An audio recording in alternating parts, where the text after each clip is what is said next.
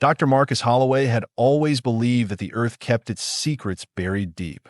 What he never expected was for those secrets to start screaming back at him through his seismic equipment at 3:15 in the morning on a Tuesday that would forever change humanity's place in the universe. The coffee had gone cold hours ago, but Marcus barely noticed as he stared at the readouts from the Deep Earth Monitoring Array. 27 years of studying earthquakes, tectonic shifts, and the planet's geological heartbeat had taught him to recognize every natural pattern the Earth could produce. This was something else entirely. "What the hell are you trying to tell me?" he muttered, adjusting his wire-rimmed glasses as the data streams continued their impossible dance across his monitors. The signal wasn't random. It pulsed with mathematical precision, originating from a depth that should have been nothing but molten iron and nickel. 6,000 kilometers down, deeper than any human had ever dreamed of reaching, something was transmitting in perfect binary code. Marcus grabbed his phone with trembling fingers and dialed his research partner. "Janet, you need to get down here. Now." "Marcus, it's 3 in the morning. This better be good. It's better than good. It's terrifying. The Corps is talking to us." 15 minutes later, Dr. Janet Pierce burst through the laboratory doors, her usually perfect hair disheveled from sleep. She took one look at Marcus's pale face and knew this wasn't another false alarm. "Show me," she said simply. Marcus pulled up the seismic data from the past 6 hours. The regular background noise of the Earth's natural movements formed gentle waves across the screen, but cutting through it all was a signal so clear and deliberate it might as well have been written in neon lights. It started at 9:47 p.m., Marcus explained, his voice hoarse from exhaustion and excitement. Perfect intervals, perfect spacing. Binary code originating from the inner core boundary. Janet leaned closer, her scientific skepticism warring with the undeniable evidence before her eyes. "That's impossible. The temperature down there is over 5,000 degrees. Nothing could survive, let alone transmit signals. Tell that to our mysterious broadcaster." They spent the next 4 hours running every diagnostic they could think of. Equipment malfunction? Negative. Solar interference? Not a chance. Someone playing an elaborate prank with incredibly sophisticated technology? Unlikely didn't begin to cover IT.by 8 a.m. They had decoded enough of the signal to realize they were dealing with something far beyond their comprehension. The binary translated into mathematical sequences, prime numbers, and what appeared to be star charts showing Earth's position relative to nearby systems. "We need to call the university," Janet said, though her voice lacked conviction. "And tell them what? That we have discovered aliens living in the Earth's core? They will have us committed. Then what do you suggest?" Marcus was quiet for a long moment, staring at the continuous stream of data. "We keep monitoring. We learn everything we can. And we pray that whoever is down there is friendly." Unknown to the two scientists, their discovery was being monitored by sensors far more advanced than their own. Deep beneath the Pacific Ocean, in a facility that officially didn't exist, Admiral Rebecca Stone stood before a wall of displays showing seismic activity from around the globe. "How long have they been picking up the transmissions?" she asked her chief analyst. "Approximately 7 hours, ma'am. The signal strength has been increasing steadily." Admiral Stone had been expecting this day for over a decade. The Prometheus project had been established after the first hints of unusual activity were detected in the Earth's core back in 2015. What they had discovered down there had been classified at levels that made top secret look like a suggestion. "Activate Protocol 7. I want every monitoring station on high alert. And give me a direct line to General Harrison at Space Command." "Ma'am, are we moving to containment status?" "Not yet, but have the teams ready. If our friends down below decide to make a more dramatic entrance, I want to be prepared." Meanwhile, 6,000 kilometers beneath Marcus and Janet's feet, in a realm where matter itself behaved according to different rules, the Terran Defense Council was in emergency session. Commander Alexis Kane stood before the assembled representatives, her uniform bearing the insignia of humanity's most elite military unit, one that had been defending Earth from the inside for over 2 centuries. "The surface dwellers have detected our communications array," she reported, her voice carrying the weight of command earned through decades of underground warfare. Dr. Holloway and Dr. Pierce at the Berkeley Seismic Laboratory have been monitoring our transmissions for the past 8 hours. Council leader Thomas Wright, a man whose great-grandfather had been among the first to establish the core colonies, stroked his gray beard thoughtfully. How much do they know? Enough to recognize the signals as artificial, not enough to understand their true purpose. And the Consortium, still contained within the outer core barrier. But their recent attacks on our defensive perimeter suggest they are preparing for something significant. The Terran Defense Council had been established in the early 1800s when the first human expeditions to the Earth's core discovered they weren't alone down there. The Consortium, a collective of crystalline beings that have been slowly consuming the planet's core for millennia, had been waging a silent war against humanity for over 200 years. Most surface dwellers had no idea that their planet was being devoured from within by entities that existed in states of matter beyond normal physics. The core colonies had been humanity's answer. Populations of volunteers who had undergone genetic modifications to survive in the extreme conditions of the deep Earth, all in service of a war that could never be acknowledged.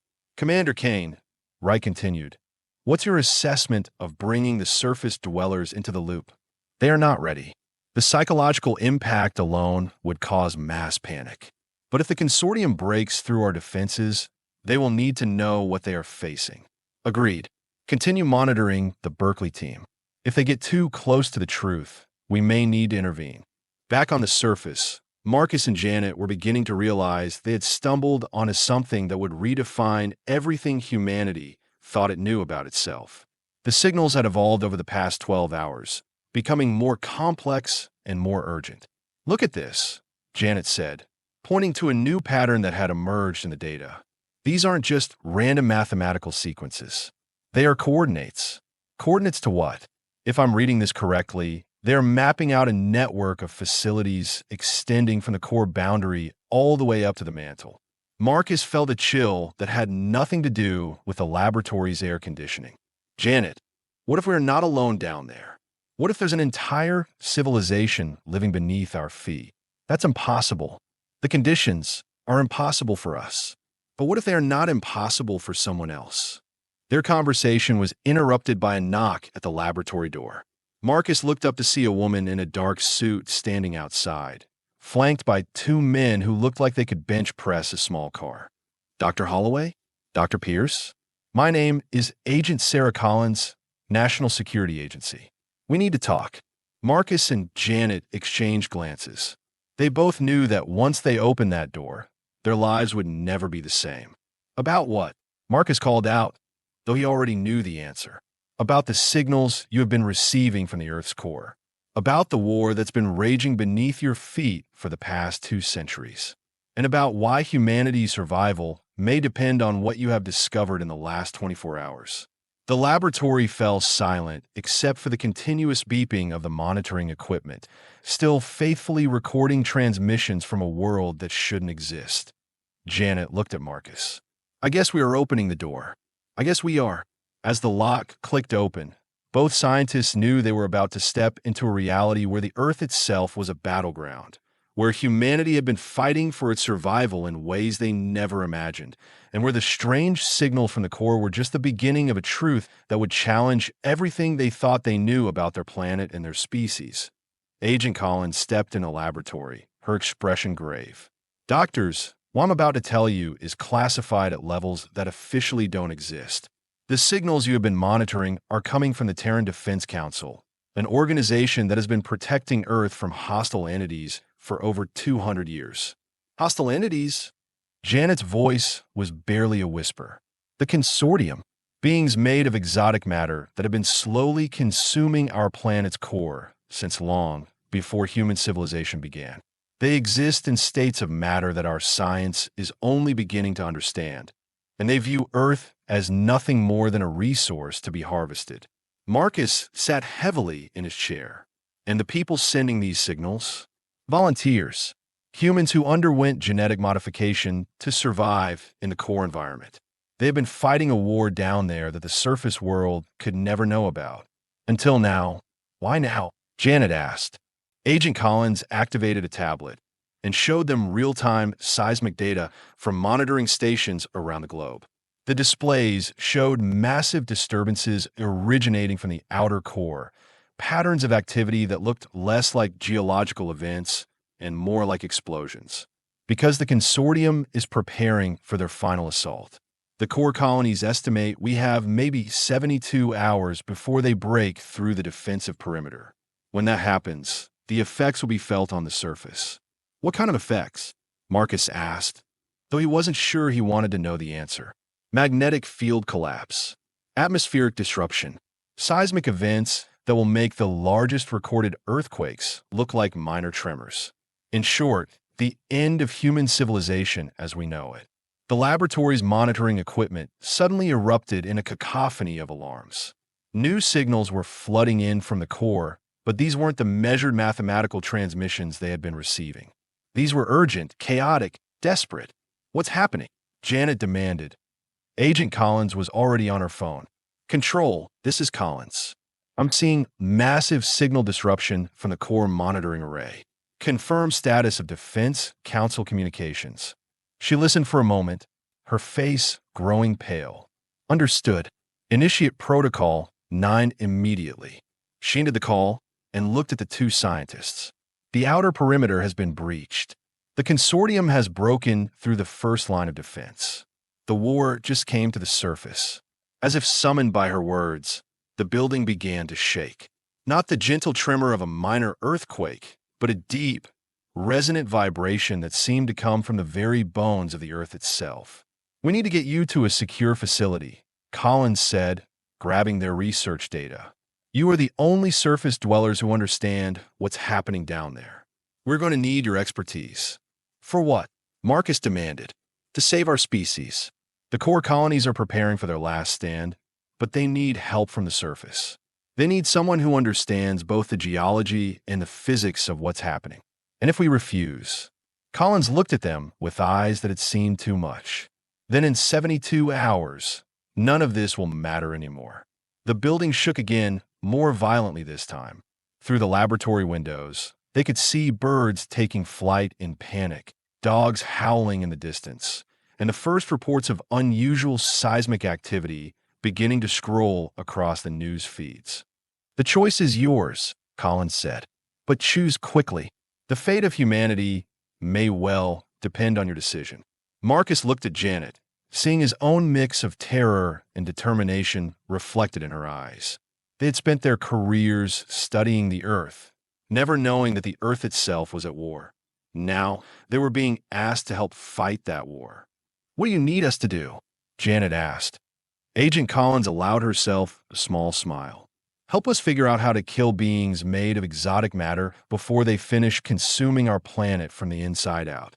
The signals from the core continued their desperate chorus as the three of them prepared to leave the laboratory that had been their sanctuary and enter a world where humanity's greatest battle was being fought 6,000 kilometers beneath their feet. The earth shook again, and somewhere in the depths below, the real war was just beginning. 3 hours later, Marcus and Janet found themselves in a facility that officially didn't exist, buried 500 meters beneath the Nevada desert. The elevator ride down had taken 12 minutes, and with each passing floor, Marcus felt like they were descending into a nightmare that had been hiding beneath the world's surface for centuries. Welcome to Subterranean Command, Agent Collins announced as the doors opened to reveal a bustling operations center that looked like something out of a science fiction film. This is where we coordinate with the core colonies. The main floor stretched out before them like an underground city. Hundreds of technicians worked at stations monitoring everything from seismic activity to exotic particle detection. Massive screens displayed real-time images of the Earth's interior, showing a war zone that no surface dweller had ever imagined. Holy hell, Janet whispered, staring at tactical displays showing battle formations 6,000 kilometers below their feet. Colonel David Murphy approached them, his weathered face bearing the scars of someone who had seen combat in places that weren't supposed to exist. Doctors, I'm a liaison between surface operations and the core defense teams. We have a situation that's deteriorating rapidly. He led them to a central command station where holographic displays showed the Earth's interior in 3 dimensions. Red zones indicated Consortium-controlled areas, blue showed human defensive positions, and the yellow warning zones were growing larger by the hour. The Consortium isn't just consuming the core for resources, Murphy explained. They're using the iron and nickel to build something. Our deep reconnaissance teams report massive construction projects in the outer core region. Construction of what? Marcus asked, though he had a sinking feeling he already knew. A transmission array. They are preparing to signal their home system. If they succeed, Earth won't just lose its core. We will face a full-scale invasion. Janet studied the tactical displays with the same intensity she had once reserved for earthquake prediction models. How long have the core colonies been fighting this war? The first settlements were established in 1847, Murphy replied. A mining expedition broke through into a cavern system that shouldn't have existed. What they found down there changed everything we thought we knew about our planet. Marcus remembered his history. 1847. That was around the time of the Great Earthquake of 1847. Not an earthquake. The first Consortium attack on the surface. We have been covering up seismic events caused by this war for over a century and a half. A communications officer approached the group, her face pale with urgency. Colonel, we are receiving a priority transmission from Commander Kane in the core colonies. Put her through. The holographic display shimmered and resolved into the image of a woman whose genetic modifications were clearly visible. Her skin had a metallic sheen that allowed her to survive in the high-pressure environment of the deep Earth, and her eyes had adapted to see in spectrums that surface humans couldn't perceive. Surface Command, this is Commander Kane reporting from Defense Station Alpha. The Consortium has broken through our secondary perimeter. We are initiating final containment protocols, but we need immediate assistance from topside. What kind of assistance? Colonel Murphy asked. The Consortium entities exist in multiple dimensions simultaneously. Our weapons can damage them, but we can't completely destroy them while they maintain their connection to exotic matter states. We need surface seismic equipment to disrupt their dimensional anchoring. Marcus felt a chill of understanding. You want us to create artificial earthquakes? Precisely. Coordinated seismic events at specific frequencies and depths. It's the only way to sever their connection to the exotic matter dimensions and make them vulnerable to conventional weapons.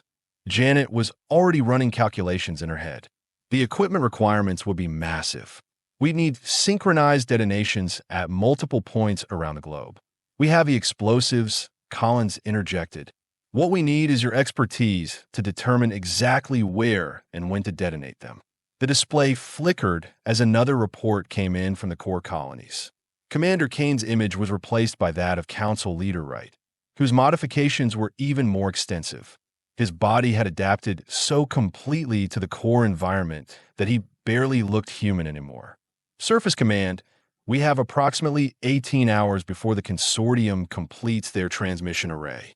After that, the signal will reach their home system, and Earth will face an invasion force that makes the core entities look like a minor annoyance.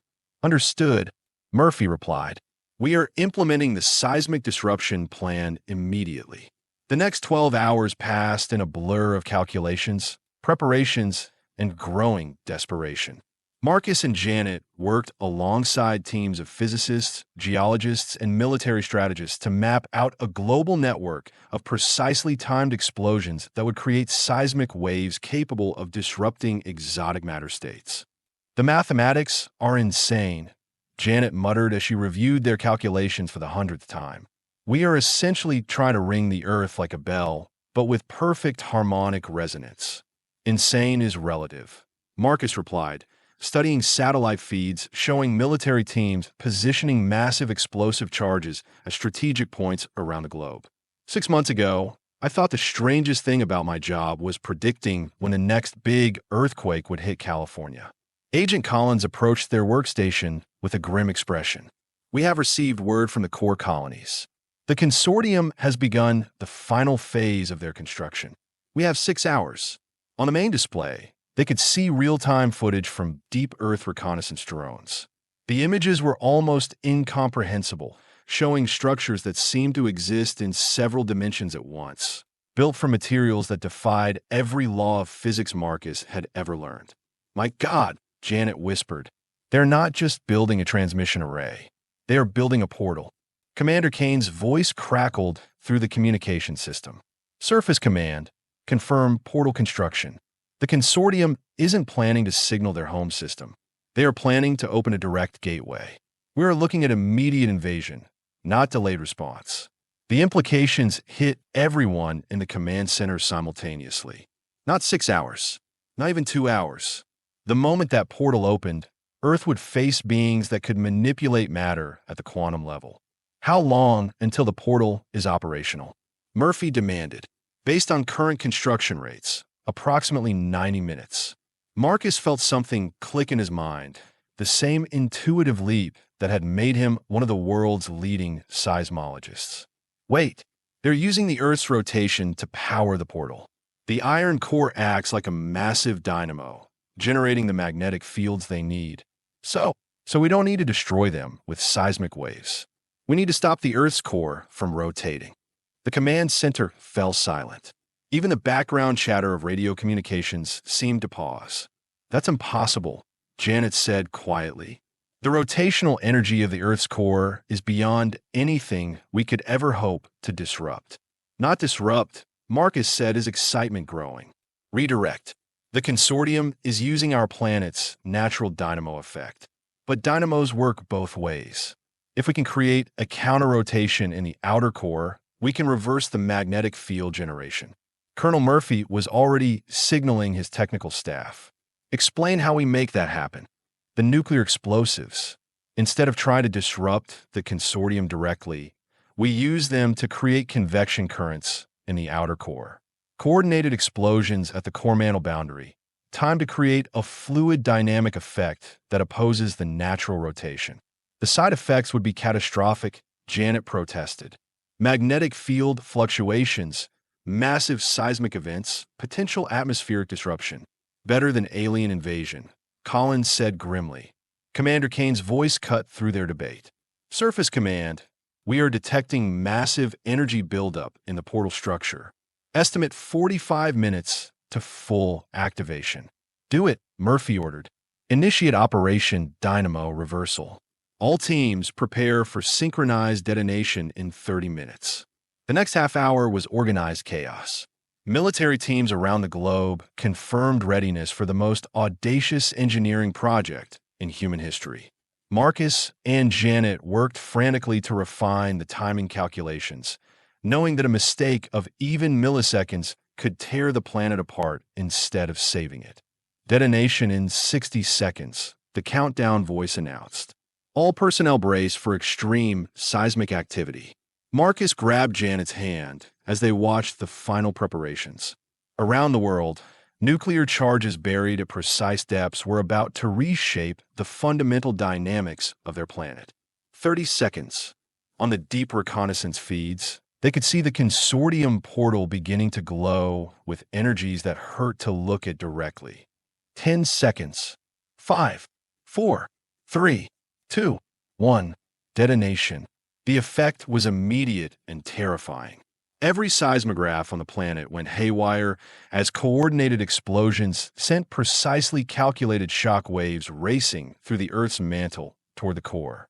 The facility around them shook so violently that Marcus was certain they were about to be buried alive. But the real drama was happening 6,000 kilometers below, where the shock waves hit the outer core with perfect timing and began to create the impossible. A counter-rotation that fought against 4.5 billion years of planetary mechanics. "Core rotation disrupted," came the report from the deep monitoring stations. "Magnetic field generation dropping rapidly." On the reconnaissance feeds, they watched as the Consortium portal flickered and began to collapse. The exotic matter structures that had seemed so solid began to phase in and out of existence as their dimensional anchoring failed. Commander Kane's voice crackled through the communications array, distorted by the massive electromagnetic interference from the core disruption. "Surface Command, Consortium entities are destabilizing. They are losing cohesion as the magnetic field collapse cuts their connection to exotic matter dimensions. Confirmed. Wright's voice joined the transmission. Core defense teams are engaging destabilized entities with conventional weapons. Repeat, conventional weapons are now effective. The battle reports that followed painted a picture of humanity's most bizarre military victory. Deep beneath the Earth's surface, genetically modified human soldiers were fighting beings of exotic matter with weapons that had been useless for 2 centuries. But now, cut off from their dimensional anchoring, the Consortium entities were vulnerable. Portal collapse confirmed. Kane reported, "The gateway structure is disintegrating. The invasion has been prevented." The celebration in Subterranean Command was muted by the realization of what they had just done to their planet. The magnetic field disruption would have consequences that would last for years. Aurora displays were already being reported as far south as Mexico as the Earth's protective electromagnetic shell fluctuated wildly. How long until the core stabilizes? Murphy asked the technical teams. Estimates range from 6 months to 3 years, came the sobering reply. We have essentially reset the Earth's magnetic dynamo. It will take time to establish new equilibrium. Janet looked at the global status displays showing magnetic field fluctuations, increased cosmic radiation levels, and navigation systems going haywire worldwide. We have saved the planet by breaking it. Temporarily, Marcus corrected. The core will restabilize. The magnetic field will regenerate. Earth will heal itself. And the Consortium? Commander Kane's image reappeared on the main display, her face showing the exhaustion of someone who had just fought the final battle of a 2-century war. Eliminated. Without their connection to exotic matter dimensions, they were vulnerable to our weapons. The threat to Earth's core has been neutralized. Over the following weeks, the surface world experienced what the media called the Great Magnetic Anomaly. Compasses spun wildly. Aurora displays lit up skies around the globe, and electronic systems required constant recalibration. But humanity adapted, as it always had.